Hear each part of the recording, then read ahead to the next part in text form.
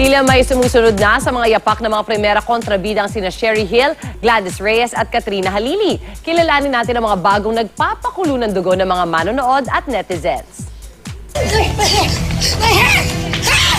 Mahabang listahan ng mga iniidolong kontrabida sa Pilipinas. Ilan sa kanila napapanood natin sa mga GMA shows gaya ni na Sherry Hill, Magkita ka!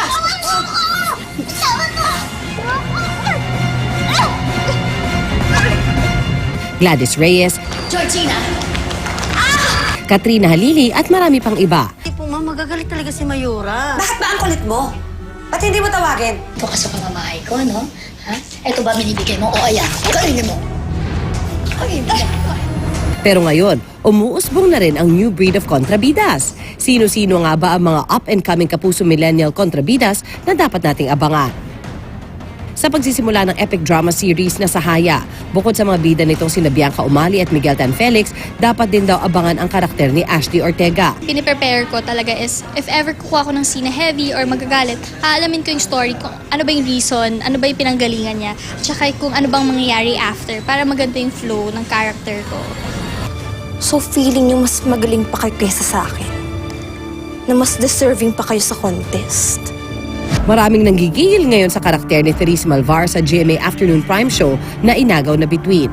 Ang eksena ng pang-aapi niya sa karakter ni Kylene, trending sa mga netizens at may mahigit 1 million views na. Patunay na epektibo siyang kontrabida kahit first time niya ito. Ito pa yung first legit kontrabida role na mataray, spoiled brat, the kontrabida talaga.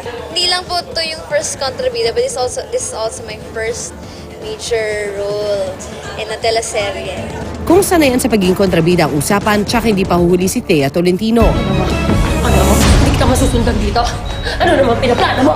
Mitiyuan mo siya! Hayaan mo siya magsalita! Ano ba? Balik na talaga! Ano ba? Marami-rami na siyang nasampal at nasa bunutan gaya ni na Barbie Forteza, Maine Mendoza, Sanya Lopez at ang latest ay si Chris Bernal.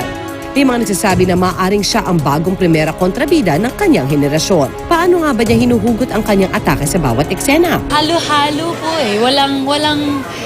Walang specific na peg. So, yung mga pina-follow ko yun, tapos mga pinapanood ko na movies, mga nakilala ko, pinagsasama-sama ko.